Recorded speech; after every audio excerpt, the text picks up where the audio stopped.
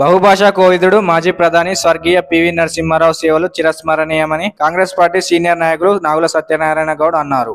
సిరిసిల్ల పట్టణంలోని గాంధీ చౌక్ వద్ద పట్టణ కాంగ్రెస్ ఆధ్వర్యంలో భారతదేశ మాజీ ప్రధాని భారతరత్న పివి నరసింహారావు 103వ జయంతిని పురస్కరించుకొని పుష్పాంజలులను ఘటించారు.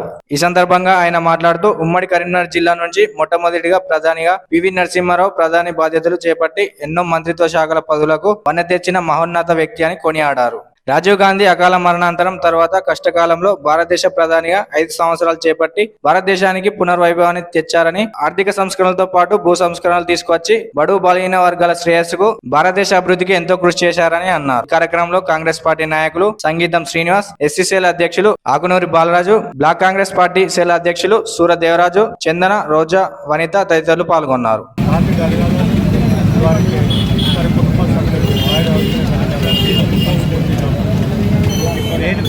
బహుభాషా కోవిదుడు, ఈ దక్షిణ భారతదేశం నుండి మొట్టమొదటి ప్రధాని, ఉమ్మడి కరీంనగర్ జిల్లా ముద్దుబిడ్డ పివి నరసింహారావు గారి యొక్క జన్మదినం సందర్భంగా సిరిసిల్ల కాంగ్రెస్ పార్టీ పక్షాన వారికి ఘనమైనటువంటి నివాళులర్పిస్తూ వారు ఈ ఆంధ్రప్రదేశ్ ఉమ్మడి ఆంధ్రప్రదేశ్కు ముఖ్యమంత్రిగా కేంద్రంలో ఎన్నో మంత్రిత్వ శాఖలు చేపట్టి వాటికి వన్నె తెచ్చినటువంటి మహోన్నతమైనటువంటి వ్యక్తి పివి నరసింహారావు గారు.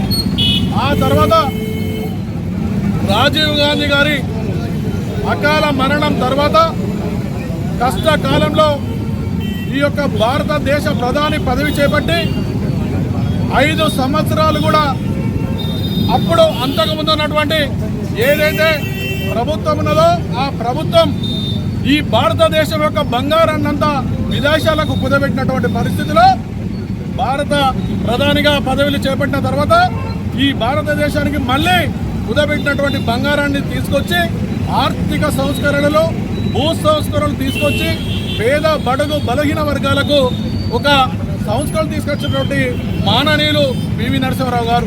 వారి జన్మదిన సందర్భంగా కాంగ్రెస్ పార్టీ పక్షాన వారికి మరొకసారి ఘన నివాళులు అర్పిస్తూ ఉన్నాం.